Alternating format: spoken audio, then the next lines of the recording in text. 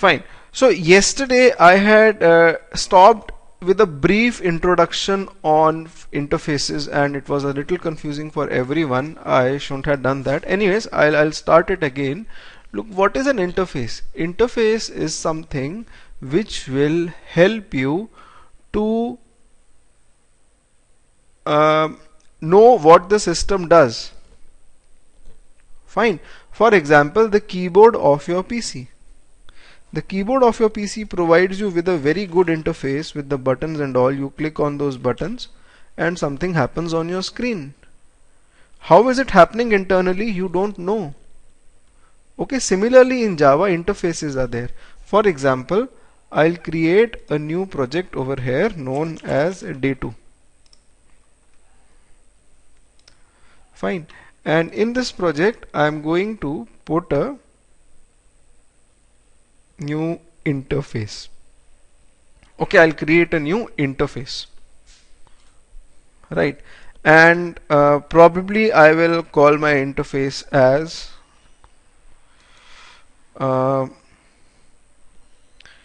say mobile.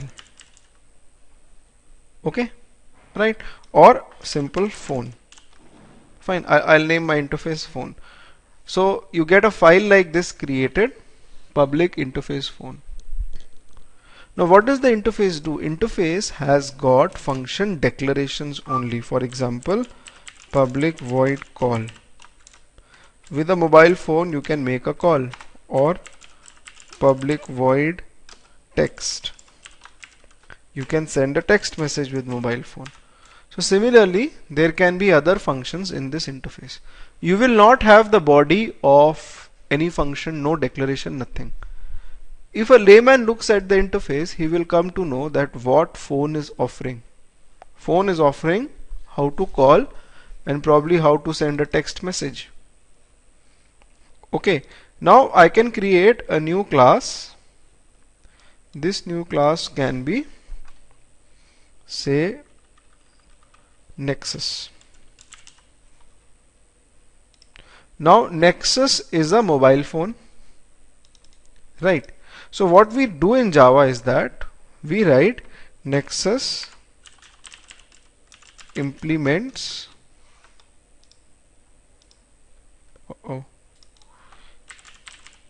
implements phone.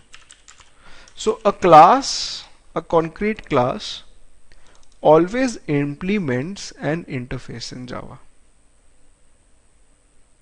Okay, an interface is implemented by a particular class.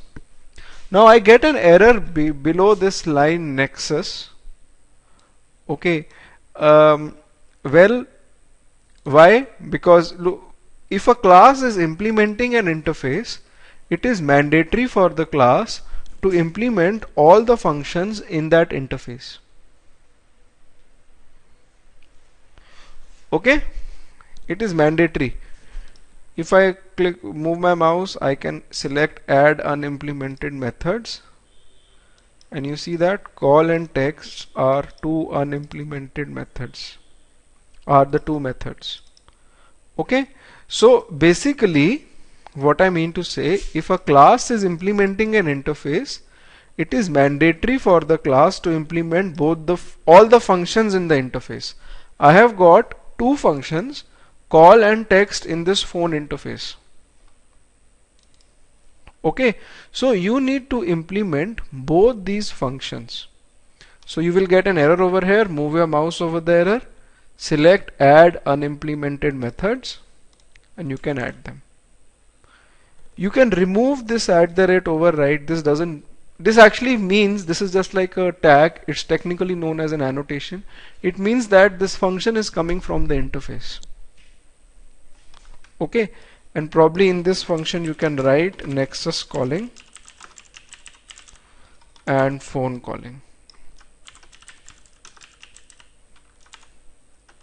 Sorry, Nexus text. Okay, similarly, suppose I have a new class known as iPhone. Fine, I'll write over here public class iPhone implements the phone interface. If a class is implementing an interface, again it has to implement all the functions. So I'll move my mouse and I'll add the unimplemented function. I just cannot say that fine, this class will implement only one function, text, not call. Okay, right? So you cannot do that. Fine. And over here,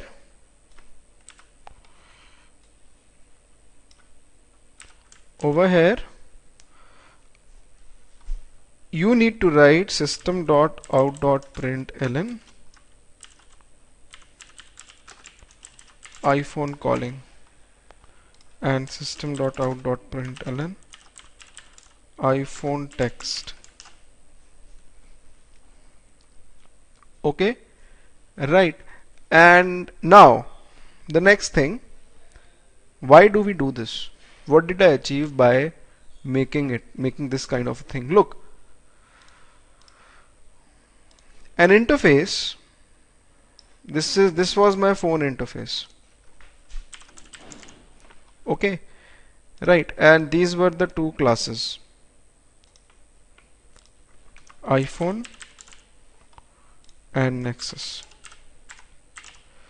Both, if phone interface had two functions, for example X and Y, then X and Y functions were present in both the classes. This is what we do. But why do we do it? We can simply remove this phone interface from here. We can individually create Nexus class and iPhone class, and we can put functions in both the classes. What is the use of using the phone interface? This is what I did, right? I used the interface, put two functions in it, implemented the interface in both the classes, and I put the two functions in both the classes. But why did I do that? Okay, the reason is that firstly, if a new class comes tomorrow, say another company, Samsung, okay, then Samsung will also implement this interface, and it will also have X and Y functions. So if a layman or if a beginner or if a person who is new to the project, okay, if he looks at the interface, just by looking at the interface, he can tell that what is present inside each and every class. He can say easily that in Nexus class, in iPhone class, in Samsung class, all the phone classes, these two functions are present for sure. He will know that. Probably the implementation of any function will be different. Call function can be implemented in Nexus in a different way, and in iPhone it can be implemented in a different way. The way Nexus calls an iPhone class, iPhone calls, it's different. But just by looking at the phone interface, he will come to know that find the functions, the names are same in all the classes, right? Okay, so this is what is used in Selenium as well. Okay, if I go to the official website of Selenium, and if I go to the, again we'll go to the Java documentation. Fine, I told you that all the classes or all the class names which are written in italics, they were interfaces. For example, mouse is an interface. I told you yesterday, and these are the functions in the mouse interface. Kamal, hold, I'll come over to it, just hold on, right? These are the functions in the interface mouse. They are just declared, and if you look at the interface mouse, these are the implementing classes in Selenium: event firing mouse, HTML unit mouse, okay, and remote mouse. And you can go to any of these classes. For example, event firing mouse, all the functions, it's clearly written over here, public class event firing mouse implements mouse interface. just ignore this line, I'll just tell you about that later on. Implements the mouse interface. So it's got the functions which are there in the mouse interface and implemented. Right. Now everybody has heard the word WebDriver. Let's come over to Selenium now. Okay, and see how interfaces are used in Selenium. That's what I will be doing. I will not be teaching you Java first in 5 classes, 6 classes, then Selenium serially. I'll teach it parallelly. Okay, it will help you in understanding. Right. Now, for example, WebDriver. WebDriver, technically it is an interface. Okay, and all the driver classes, Chrome driver, iDriver, Firefox driver, event firing, HTML unit, remote web driver, all these driver classes, they implement the interface WebDriver. So whatever is there in the interface WebDriver is there in these driver classes as well. So all these functions, we will study them gradually, okay, which are there in the WebDriver interface are there inside these classes. Okay, right. Now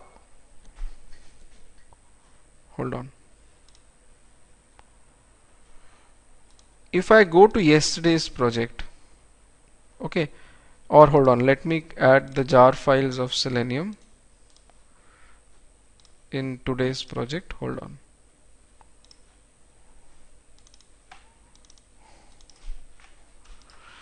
Okay,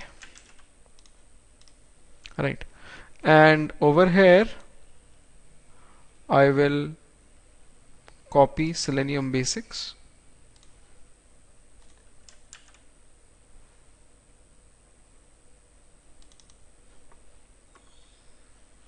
Fine. Now if I create the object of Firefox driver here the way I did yesterday, this will open Firefox. You can go to yahoo.com. One thing guys, you have to mention the protocol. If I just give yahoo.com, it will give me an error. It's mandatory to mention the protocol. Similarly, when you open Chrome driver, the same set of functions, Chrome driver dot the get function takes you to a website, Firefox driver get function takes you to the website. So get function is there inside every driver class, because all the driver classes, they are implementing the WebDriver interface. Everything is inbuilt. The API is inbuilt. You need to understand the features of that API. So all the driver classes, they are implementing the WebDriver interface, and the WebDriver interface has got the get function which can be used in every driver class. Okay, fine. Right, now the next thing,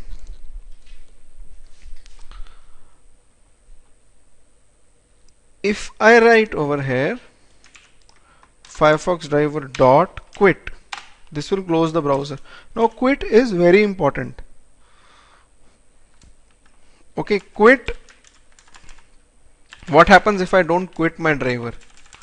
In case of Firefox driver, you will not see the difference. Let's talk about Chrome driver. If I run this program, okay, Chrome driver will be launched. You will be taken to books.com. Right. Now after some time you will see that books.com will open. Okay, books.com navigates you to this website. Anyways, right. After this is done, right, you might feel that fine, the program has ended, probably you can close the Chrome browser, everything is done. But if you look at your task manager and under processes, you will see Chrome driver .exe running. So some of the exes are from the previous runs as well. Sometimes every time you run the program, Chrome driver.exe will start running in background, and probably it will occupy some memory space. So that's why you always use quit. Always quit your driver so that the Chrome driver exe stops running. Okay, one of the small things which I just told you, right? But no, now coming over to the main thing, quit function is also there in all the driver classes, because quit function comes over from the WebDriver interface. You see that? Quits the driver, closing every associated window. Fine. Okay. So now one thing is clear, that all the driver classes have the same set of functions. If you have to click on a link in Firefox driver or Chrome driver or iDriver or HTML unit driver, so you don't have to know so you don't need to believe that the technique would be different in all the drivers. The technique would be the same, the functions would be the same. Okay, right. Now coming over to the second usage of interfaces. The first usage is that the functions are same in all the implementing classes. The second usage, let's talk about a problem. Suppose I'll take a very simple example, Gmail. Very simple example. You want to open Gmail, go there and enter your username. This is the requirement. And you want to run the script in all the three browsers. Right. So as it suggests, what you will do, probably you will write like this. You will, Firefox driver object can be created like this. Just a minute. Hold on. Just a minute, I'll explain you what I'm doing.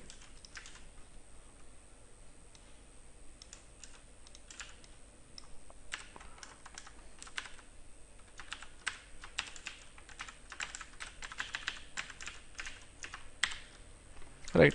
You want to open up a browser, go to a website, or the website is Gmail, and you need to enter user ID, and you want to run the script on all the three browsers, right? Or you want to run it like this. Suppose the browser you specify on the top to Mozilla. If I change the value of this browser to Chrome or IE or Mozilla, the script should run on the corresponding browser. Later on we can read this parameter from an external Excel file and run the script on the basis of what is written in the Excel file, whether it is Chrome, IE or Mozilla. Right now I'm just putting it over here. So how will I write the code? The question which comes into my mind is, how will I write the code? People think it's very simple. You use if statement. If I use if statement, I write over here that fine, if the browser is equal to Mozilla, then go ahead and open Firefox driver. Okay. Else, if the browser is Chrome, go ahead and open Chrome. Else, if the browser is IE, go ahead and open IE.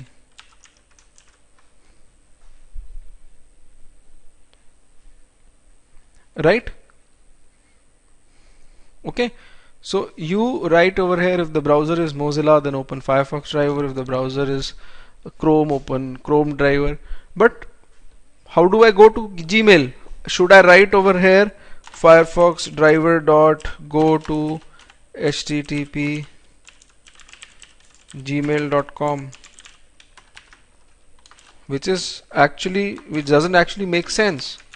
Should I write over here after opening Chrome driver dot, so I'm repeating my code, or iDriver dot go to then again if I want to click on, I want to write something in the inbox, then again should I, or in the user ID field, should I write the code over here again? So I am writing the same set of lines for every browser. This doesn't solve my problem. Okay, the problem is again solved with the concept of interfaces. Alright, so how do you solve that? I'll tell you.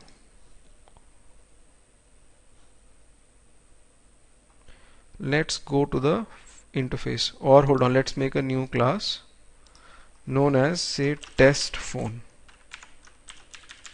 with the main function. Now let's come back to Java. Forget about Selenium for a while. I told you the problem. The problem is I want to open the browser of my need and only work on that browser. And I have to make the code in an efficient way, not in the way which I just explained you. Right. So over here, I have the phone interface and I have two classes, iPhone and Nexus. Okay, both these classes, iPhone and Nexus, they implement the interface. In test phone class, first of all, if I try to create the object of phone interface, it will give me an error. Rule number one is you cannot create the object of an interface. It's illegal. You will not achieve anything by creating object of an interface. Interface is nothing. Interface is just like a skeleton structure. There is no implementation of the functions. So you will not achieve anything by creating the objects of the interface. So you cannot create them actually. Okay, you can create the objects of the implementing classes. You can write over here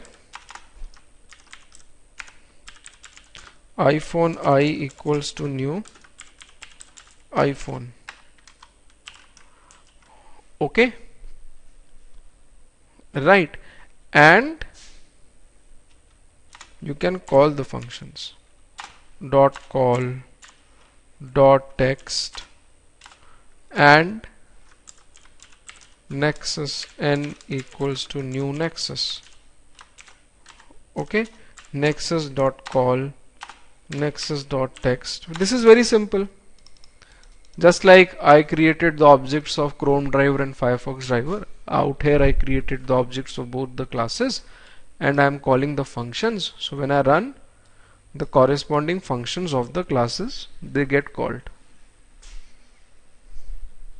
Okay, now listen to this carefully. Okay, at times people get confused. Listen to this carefully. You can write phone p or hold on in Nexus class. If I decide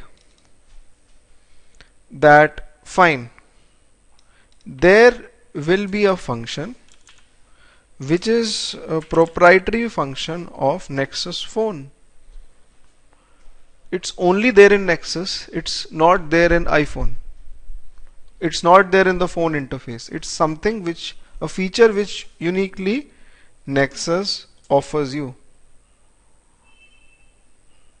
Okay, right. For example, a function like, I really don't know what Nexus offers uniquely, but for example, public void Google guarantee.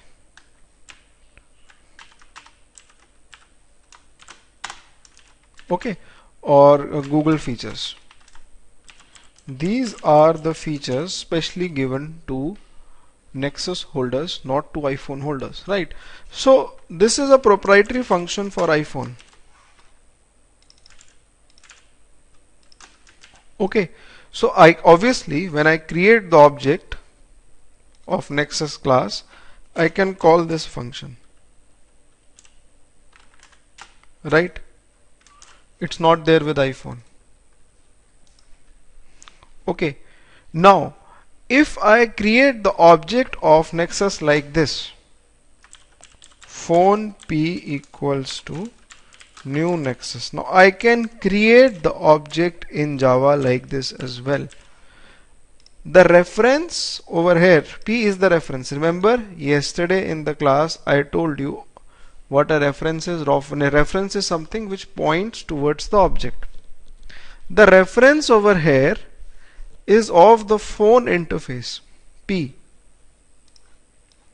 Okay, it is pointing towards the object of Nexus class. Right, so basically what I am doing is I'm writing something like this: interface reference equals to new object of the class which is implementing the interface. The reference is of the interface phone. The object is of the class Nexus which implements the phone interface.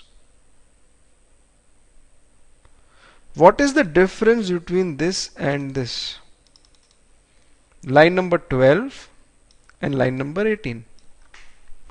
I can create the objects in two ways. The reference of the class pointing towards the object of that class, or the reference of the interface pointing towards the class implementing the interface. With this, I can only access the functions in Nexus coming from the interface. I can say p.call, p.text, p. I cannot say Google features. This will throw me an error. This will not work. With this, I can only access the functions coming from the interface, not the proprietary functions of the class. But what is the advantage of the second way then? You are able to access less number of functions. What is the advantage? The advantage is that, okay, I can also write like this, say phone p1 equals to new iPhone. With p1 I can access the functions from the phone interface in the iPhone class. If I write over here, hold on, I'll put a demarcation line. On the next line I can make p1 point towards new Nexus as well.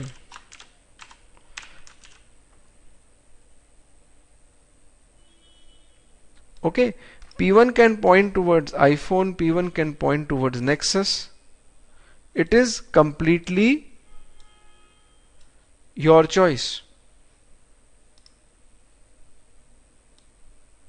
Okay, over here if I write p1.call, and over here if I write p1.call, and if I run this, it will say iPhone calling and Nexus calling. Okay, if I write p1.call, it will print iPhone calling, p1.call, this will print Nexus calling.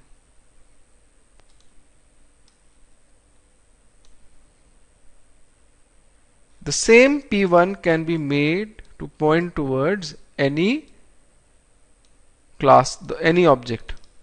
I can say that, for example, phone x equals to null. Based on my requirement, I can make x points towards new iPhone, or based on my requirement I can make x point towards new Nexus. It's all on my requirement. X equals to null means it's not pointing anywhere. Okay, right? So going ahead, if I come over to my Selenium Basics class or gmail.java, where I had kept this kind of a code, right? I can eliminate this kind of a code. We know that WebDriver is an interface, and all the driver classes, they are implementing the interface, right? So we can write something like this. I can also write WebDriver driver equals to new Firefox driver, or I can write on the next line, I can make the same driver point towards new Chrome driver, because everything is coming from the WebDriver interface. Or I can make the driver point towards new Internet Explorer driver. So interfaces, the reference of the interface can point towards any object of the class implementing it. So what we can do in our situation over here in Gmail, we can eliminate this code. We can eliminate this code. We don't need this. On the top, I can set the system properties for Chrome and IE, okay, which is always there, and then we can describe that driver is null based on our requirement. Okay, I am going to repeat it again. Few people are a little confused. Okay, few people are confused. Just a minute. First of all, you need to understand the problem.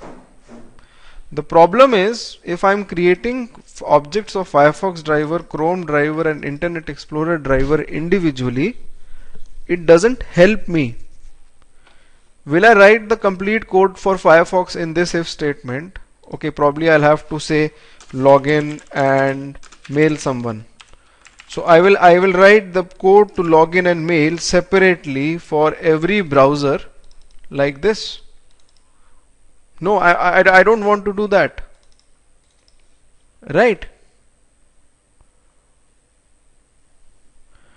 What is... Look, memory problems are not there, Hasita. Memory problems these days are not there. Oh, those days are gone, at least for this small kind of a code. Okay. So, over here, you cannot do this. That's why we create a single reference. Okay, we create, hold on, in test phone we created a single reference for phone. It can be pointed towards iPhone or Nexus, anything. Okay, we can create the WebDriver object pointed towards say null. Based on our requirement, we can point the driver to any class implementing the WebDriver interface conditionally. And that's what we are going to do over here. We will declare our WebDriver null in gmail.java.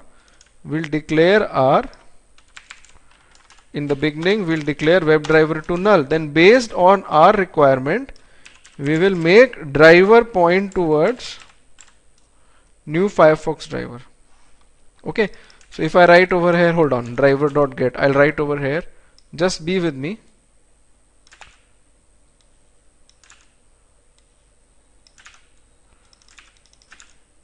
Now there is no need to write a driver.get line again and again over here. You can write it after the if statement. So you just initialize your driver. Okay, you just initialize your driver over here towards the browser, and then you can call the functions. All the driver classes have the same functions. It doesn't matter whether the driver is of the class Firefox, Chrome or IE. Okay, all the driver classes, I told you, the first advantage of interface is that it helps you in Selenium, that it helps you in a way that all the driver classes, they have the same set of functions. All of them implement the WebDriver interface. So when you write driver.get and you go to the Gmail website, it doesn't matter which driver you open, that will be taken to Gmail.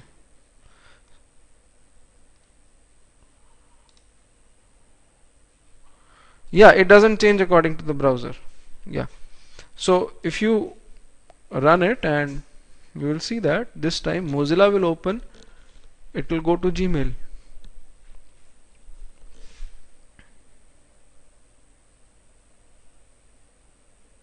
Right. And if I close this browser, if I just write over here say Chrome, right, now if I run the program, the same code will run on Chrome, and Chrome will be taken to Gmail. So the advantage is just by taking the WebDriver interface, you can have any browser opened firstly, and secondly all the driver classes, they implement the same interface WebDriver. So any questions from anyone in this part? Any questions?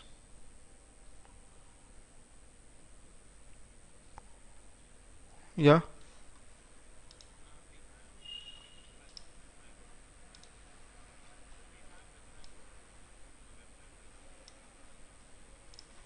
It's a reference.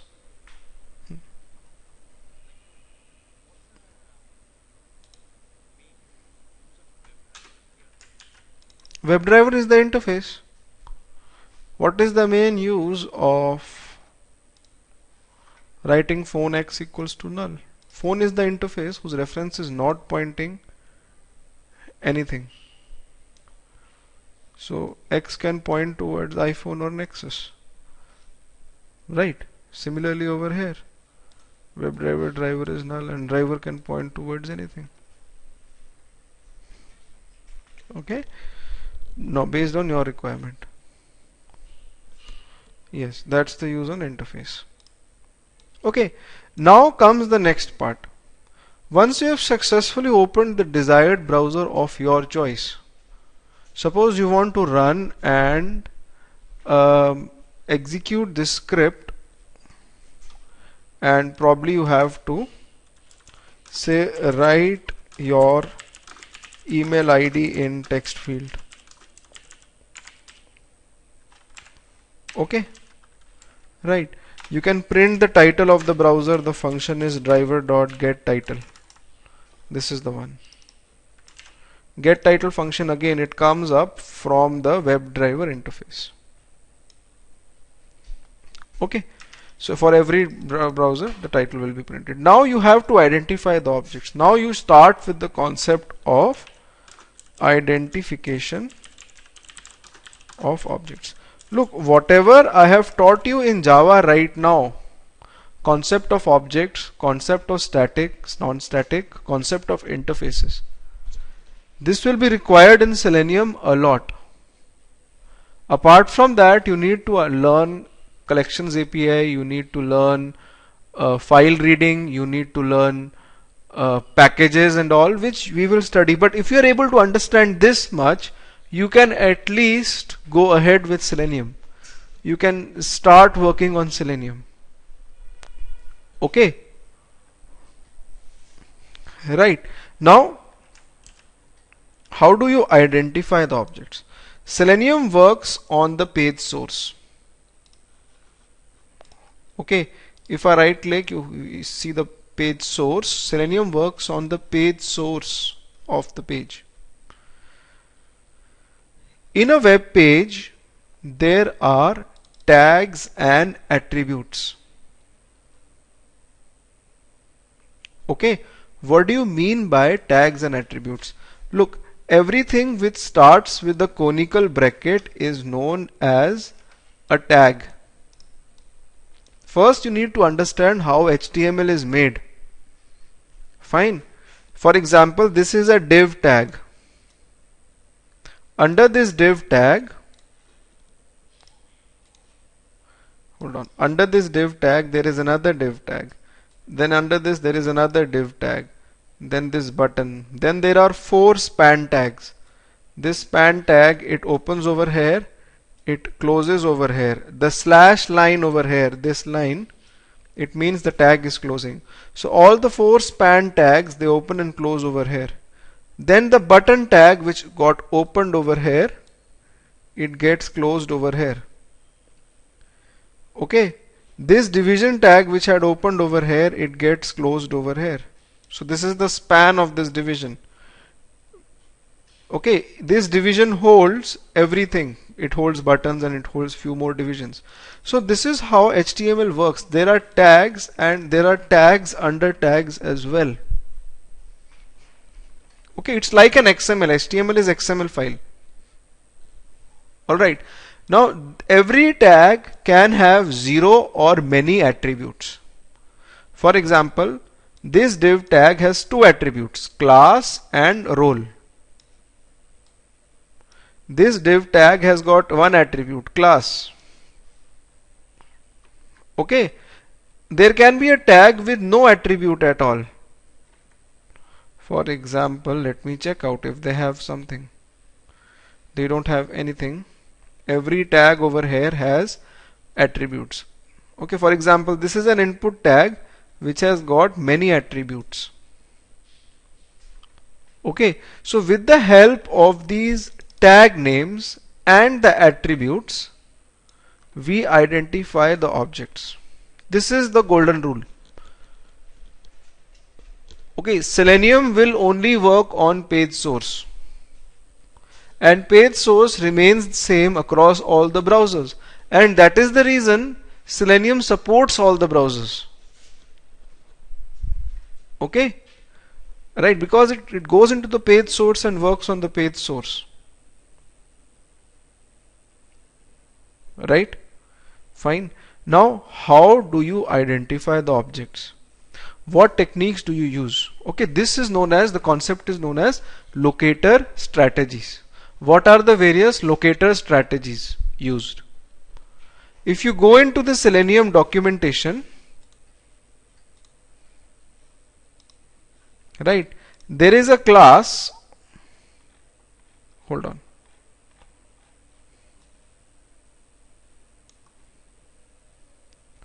there is a class known as by. The simple name is by. Okay, this holds all the locator strategies. It holds the mechanisms used to locate elements within the document. Okay, and the mechanisms are, these are the mechanisms: ID, link text, name, partial link text, tag name, XPath, CSS selectors. Okay, this class gives you few pre-built functionalities with which you can identify the elements. We'll study these functionalities gradually, but I'm just giving you an overview that this is the class which is mainly containing all the mechanisms or all the strategies. Now how do these work? Few of them might be very clear to you. For example, link text or partial link text. You can identify any object by the link, a link with the link text or something. Okay, right. So let's talk about that right now. Okay, before that,